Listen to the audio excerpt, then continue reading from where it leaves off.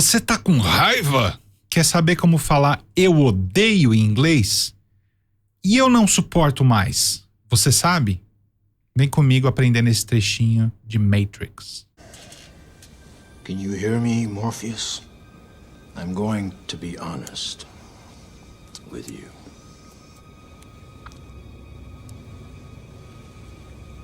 I hate this place. This zoo, this prison, this reality, whatever you want to call it. I can't stand it any longer.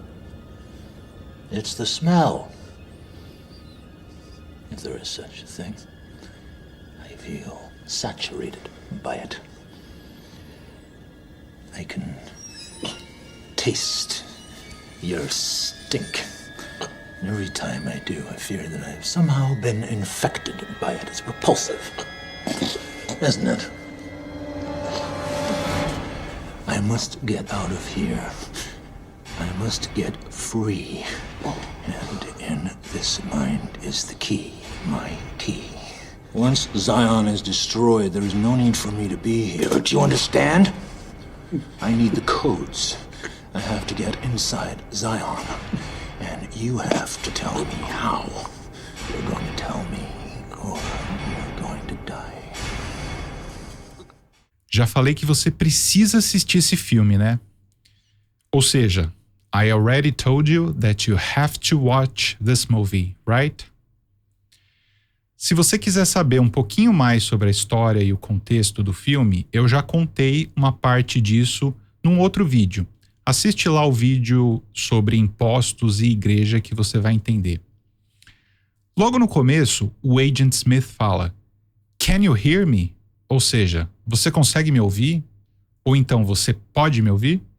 Can é o verbo modal que a gente usa em inglês para expressar habilidade, oportunidade, para pedir ou conceder uma permissão, ou então para mostrar uma possibilidade ou uma impossibilidade. No afirmativo, a gente usa can para todas as pessoas. I, you, he, she, it, we and they. Que significa poder, conseguir e outros significados dependendo do contexto. No caso do filme, ele está como uma pergunta, no interrogativo. Nesse caso, a gente só precisa inverter e colocar o can na frente do sujeito. Can I, can you, can he, can she, can it e can they. Depois ele fala I hate this place, que significa eu odeio esse lugar. To hate é o verbo odiar. Como opostos, a gente tem pelo menos 3 possibilidades e às vezes mais, né? O famoso to love, lembra da pronúncia? To love, não love, love. To like and to adore. Vamos ver um pouquinho a diferença entre esses 3 verbos. To love geralmente implica uma profunda afeição, um vínculo e que você realmente se importa com alguém ou alguma coisa.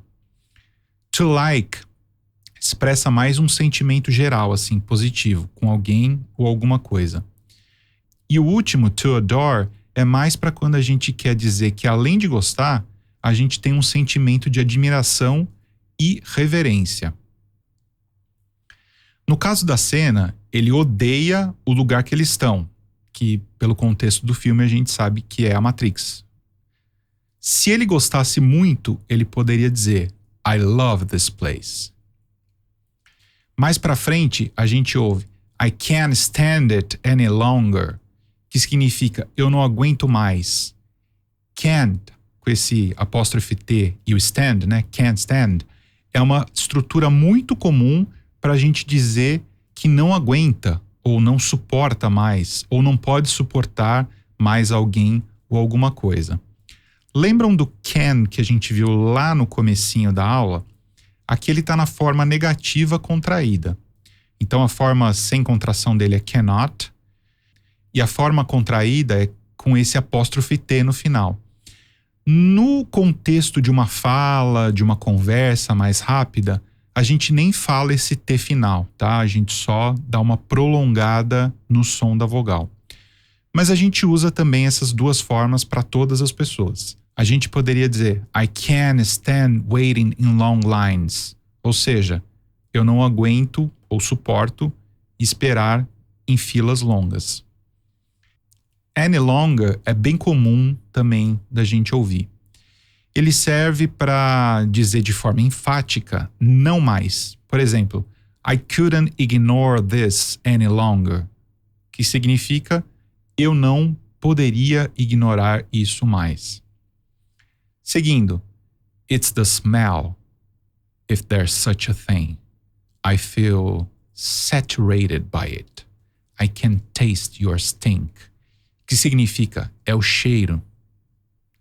Se é que existe algo assim, eu me sinto saturado por ele. Eu posso sentir o gosto do seu fedor. Tem algumas coisas interessantes nesse trecho.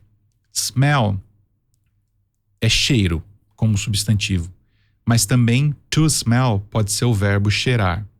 A gente pode dizer I love the smell of your perfume. Ou seja, eu adoro o cheiro do seu perfume.